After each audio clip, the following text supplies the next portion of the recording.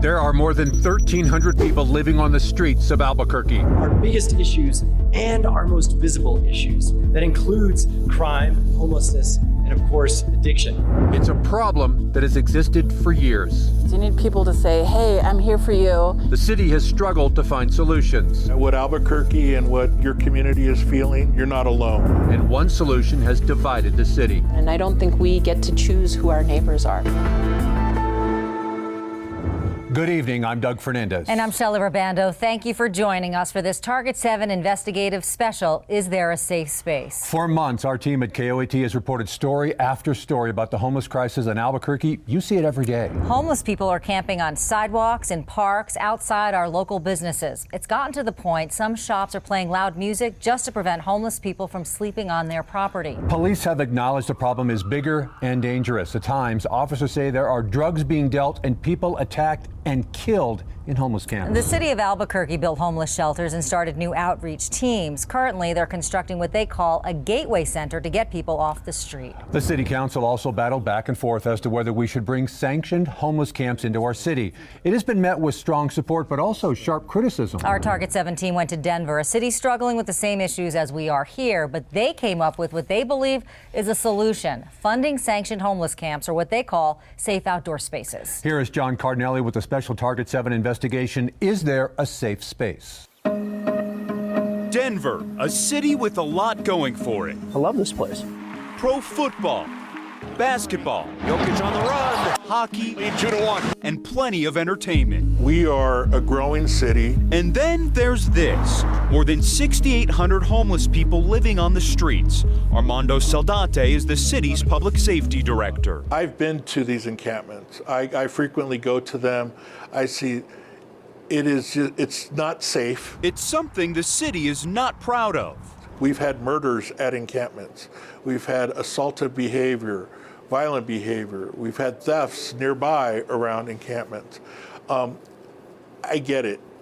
That is not the answer. Back here in Albuquerque, we share a lot with the Mile High City. We too have faced the homeless crisis to epic proportions. More than 1,300 people live in our streets. And earlier this year, this park had to close because it was overrun by a homeless camp. The city of Albuquerque making that announcement in August. We're here today to announce that Coronado Park is now closed. The problems had reached a boiling point. There was drug trafficking here, sex trafficking, aggravated assaults and batteries. While there is no one solution, there is an idea. They're called safe outdoor spaces. Essentially, they're sanctioned homeless camps, and to many here, they're the great unknown. What do you envision a safe outdoor space looking like here in the city of Albuquerque?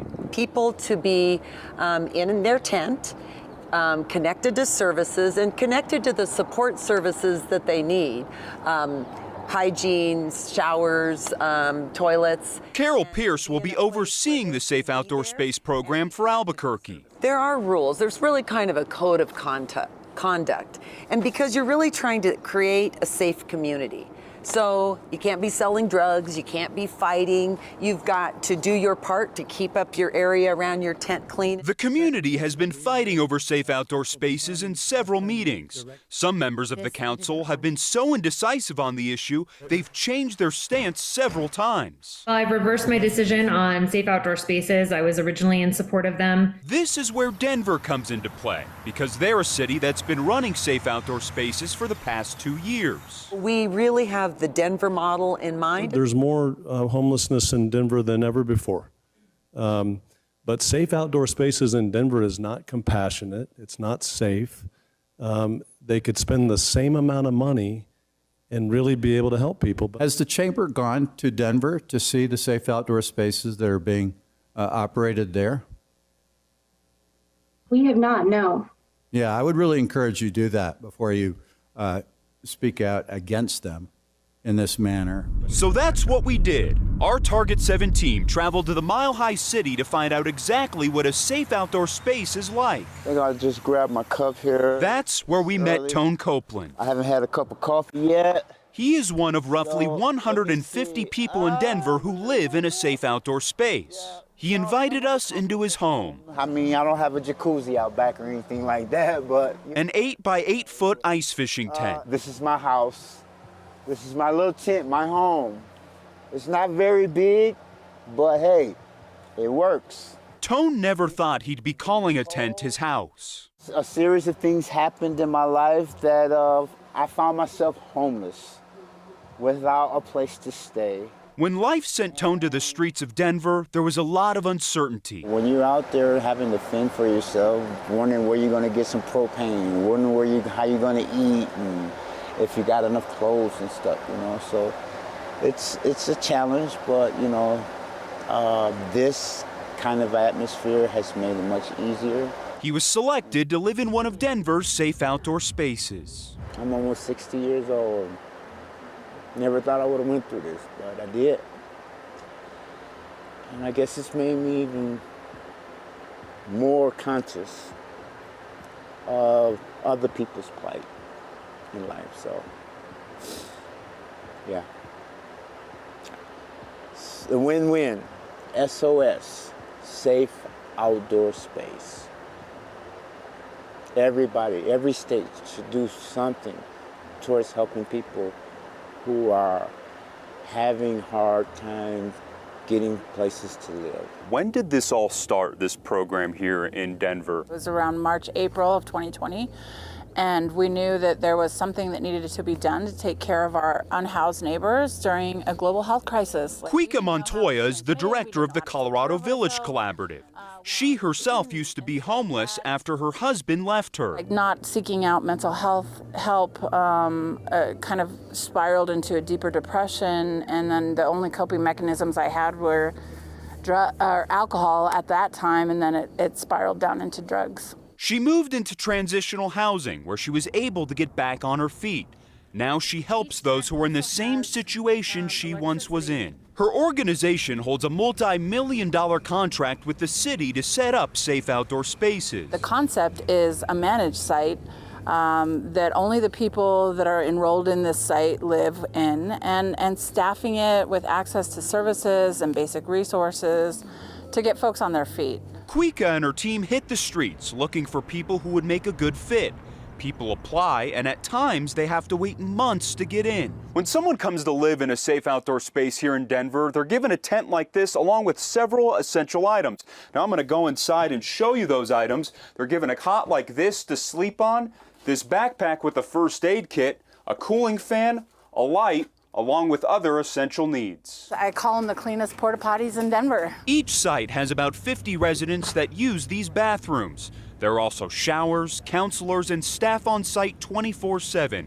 There are fences, security cameras, and locked gates. Each tent also has electricity. I would say our two most expensive line items are operations, so our staffing, and then also laying electricity in some of that infrastructure. When you were homeless, obviously these spaces weren't created. Do you think if this space was available to you during that time, how beneficial would it have been? Hugely beneficial. I didn't seek out sheltering because I had heard how scary it can be to be just kind of in that environment. The collaborative had set up 9 different spaces throughout Denver. This year, about 90 people have moved out of a safe outdoor space and into more stable housing. It was an adventure I didn't want, so I'm glad it's over. Paul Napoli is one of them. I just had this donated. He invited us into his apartment while he was setting up his new computer. So now I'm using this little hotspot to try and set it up with Bluetooth and internet and everything. That Bluetooth connection, a way for Paul to look for work and communicate with people from his past. A lot of them have no idea what happened to me. Like I said, I kind of disappeared. If you don't mind sharing your story and what led you to being out on the streets? Because of an accident with a drunk driver, I'd had spine problems that got worse and worse over the years, especially since law school. And I wasn't able to work. I got turned down initially for disability. I had friends from school that were taking care of me for the first few years. And when COVID hit, I didn't want to impose on anyone any further, so I got a tent. After sleeping on the streets of Denver for a year and a half, he was offered a spot in a safe outdoor space. What was that transition like, moving from, your tent, camping in a neighborhood, to then moving into a safe outdoor space? Oh, I was a lot more secure. So there was a lot of empathy and a lot of love for the people who are in there. They spent a lot of time thinking about what's going to be best for the people who are here. How can we best serve them? Paul lived in this tent for 14 months and was eventually presented with an even better place to live. Yeah, it's called an emergency housing voucher. And they give out a certain amount each year, and I had been in line for them. And the Colorado Village Collaborative got them for me. He was able to get this apartment with the voucher, which is funded by federal grants. The voucher will pay for his apartment for the next 8 years. I'm starting to. Just trying to figure out, where to go from here. If I can get a job with medical insurance, that would be huge. Paul describes the last 2 years as cinematic. Sometimes if the movie's not going so well, you stick it out and see how it ends. Much more to come in our special, including a look at whether outdoor spaces are really helping the homeless problem in Denver and how much taxpayers are contributing to them. And how much say do residents have? Also, are they really safe? You were trying to say that it was started by a candle, but the way that fire went, I don't believe that. It pretty much said, it's coming and you don't have a choice. We've also heard that there were 2 deaths. Do we know anything about that at all?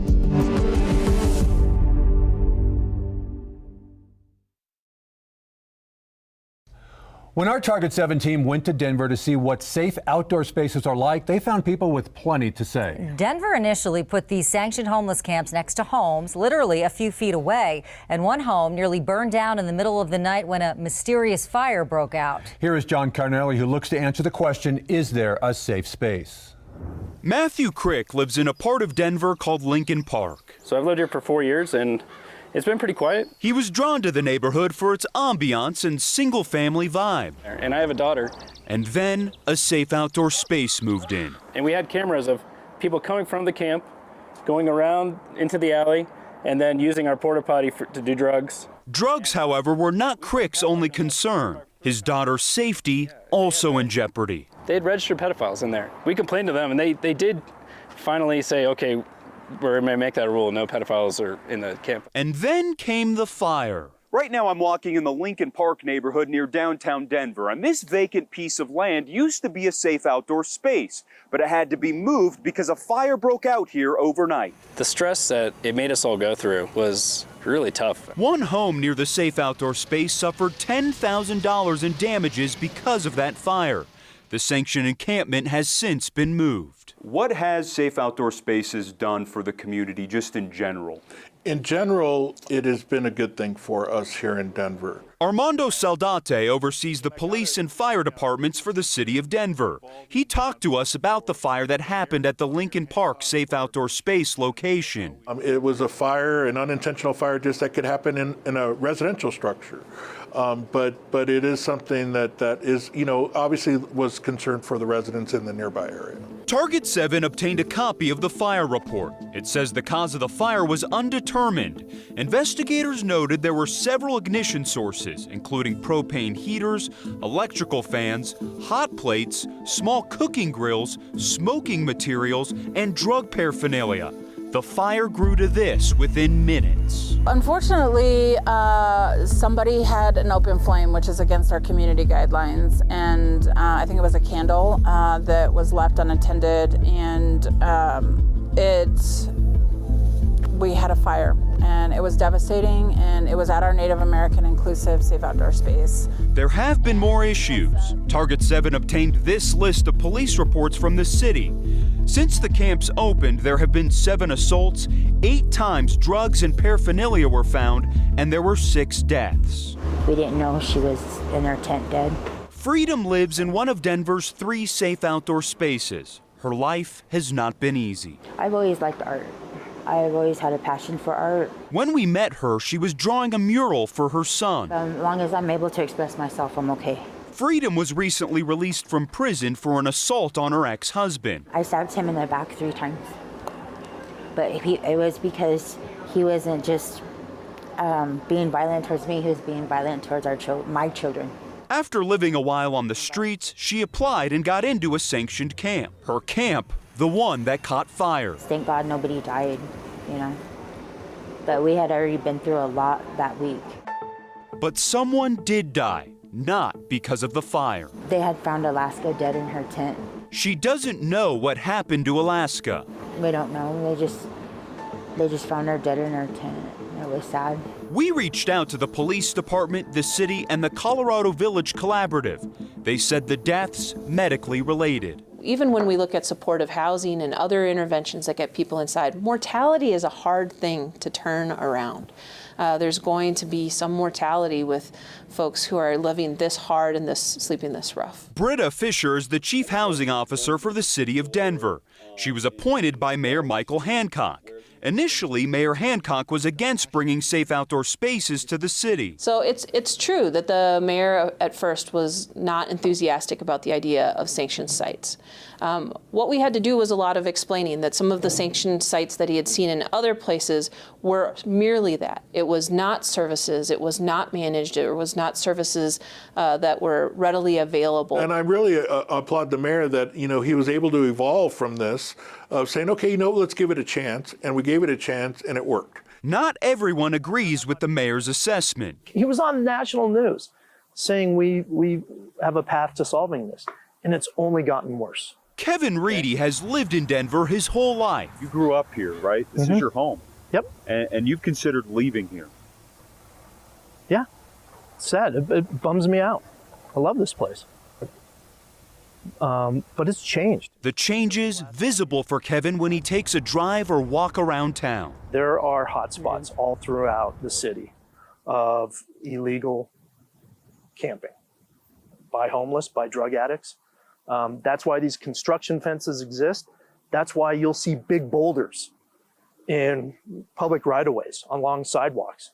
And that is to deter people from setting up a camp. Kevin lives in Denver's Park Hill neighborhood. The area once played host to one of Denver's safe outdoor spaces. At first, honestly, I was open-minded to it. I'm like, okay, maybe this is a solution, part of a solution. But his view quickly changed. The neighbors on Glencoe could smell burning metal. They knew that there was plenty of drug usage that occurred there. There was a fight. The police came regularly. The city's response? Safe spaces aren't the only places with problems. The apartment complex across the street is not without problems or police calls, right? Reedy ended up filing this lawsuit against the city of Denver.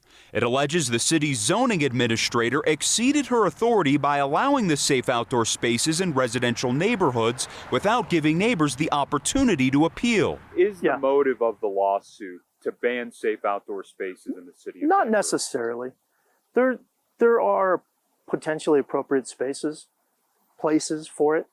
In a residential neighborhood, next to a preschool, next to 500 feet from an elementary school, makes zero sense. Some of Kevin's neighbors disagreed. It was actually no problem once they settled in.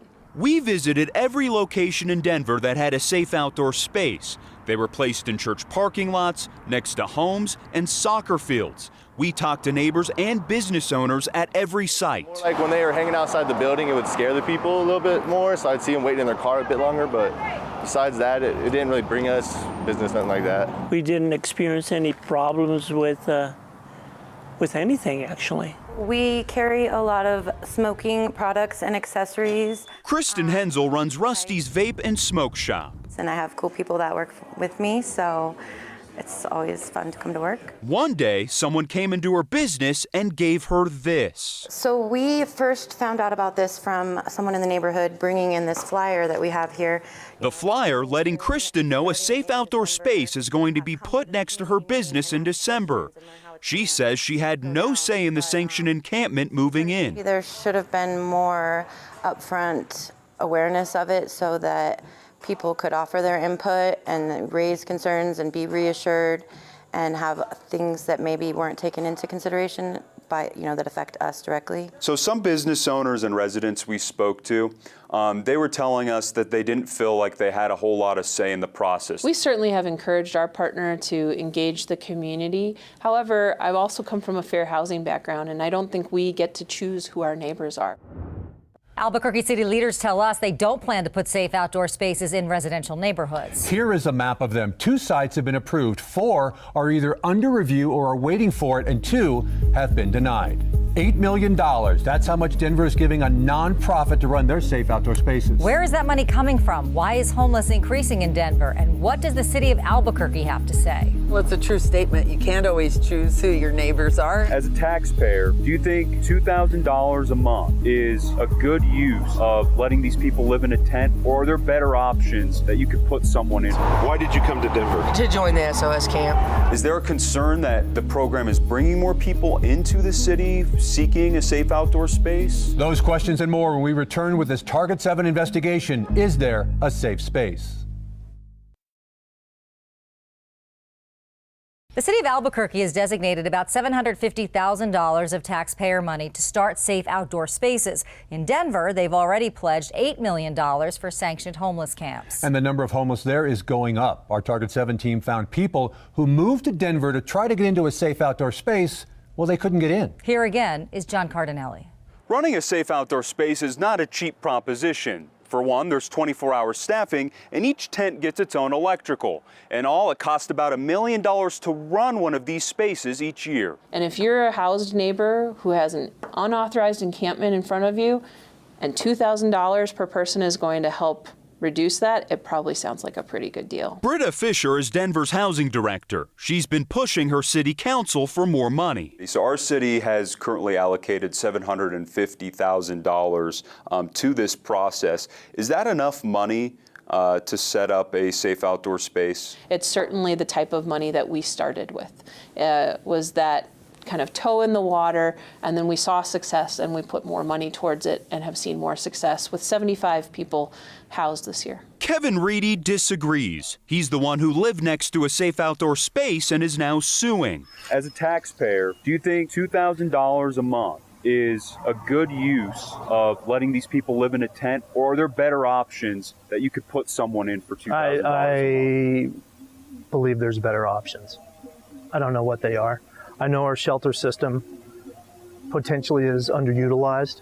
I think we should look at some regulatory reform over how some of our shelters operate. The expense per person was a point made during an Albuquerque City Council meeting by Councilor Dan Lewis, who contends that Denver is a failure financially. For the amount of money they're spending on safe outdoor spaces per person, they can put 2 people up in a nice apartment in Denver with running water, with beds. Oh, but you're just thinking about lodging. Remember, Paul? We told you about how he was able to get his apartment through a housing voucher after living in a safe outdoor space for 14 months. If you're saying that the cost of putting someone into an igloo meant for ice fishing is X amount per, and that's absurd, I'd say yeah, but that's not taking into account that everything else, including the staff that has to be there to help people. The city of Denver is using American Rescue Plan Act money to fund the Safe Outdoor Space program. Those federal funds were meant to help the economy get out of the pandemic, and some Denver city councilors questioned using those funds. Because I don't think that we should be using our ARPA funding for this. ARPA funding is a pot of gold from the federal government that we will never see again, and we should be using that to invest in long-term solutions and supports, not fishing tents. Under the funding's guidelines, it does not specifically say the money can be used for homeless shelters. It does say it can provide funding to help make Americans stay in their homes and for individuals recovering from or at risk of homelessness. Can you explain a little bit how you're able to use the American Rescue Plan Act to get funding? So we work with a consultant, a FEMA consultant, as well as others that help us understand all of the federal regs, and here in Denver, we got the green light that was an acceptable use. It fit within the confines of the ARPA. Since Denver has implemented safe outdoor spaces, the city has seen a nearly 13% increase in homelessness. We come from Nebraska. Nancy and Lucas are 2 homeless people camping on the sidewalks of Denver. The reason they moved To join the SOS camp. but getting into one hasn't been easy. They said they need about 6 to 9 months.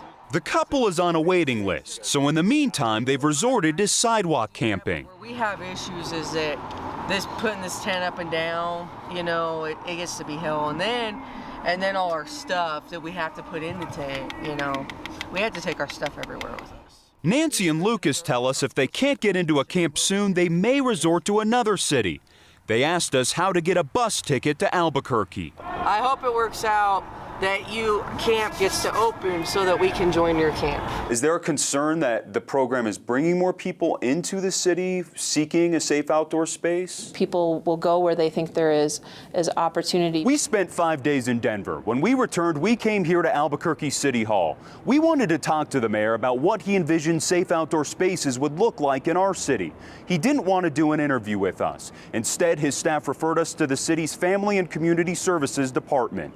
Are we concerned that this might bring people, more unhoused people, to Albuquerque to get into a safe outdoor space?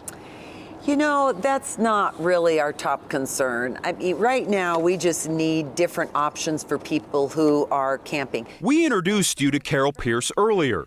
She is appointed by Mayor Keller to run the city's Family and Community Services Department. She says the city does not plan to use federal funds here in Albuquerque and will come out of money generated from taxes you pay every time you buy something. Is this a solution to the homeless problem that we're experiencing across America? I don't think there's one solution to solve homelessness. Well, the one solution is housing. This is a step toward housing. I'd be dead without the safe outdoor site. There's no doubt in my mind I would now be dead because I would have given up. When we went to visit Paul, he told us to bring his story back to the Duke City so others like him can eventually live in a space like this. The one-bedroom apartment is not much, but his story ends with hope. A hope brought by simply having a small tent like this that he called his space. And I think we need to get back to looking at who's around us. Unless you want these people dead, they're going to be around you. So the question is, are you going to help them or not? I think it's as simple as that. In the months to come, you will start seeing sanctioned homeless camps throughout the city. 2 have already been approved. Our Target 7 team will continue its coverage on the crisis we face in Albuquerque and whether these camps will be a safe space. Good night.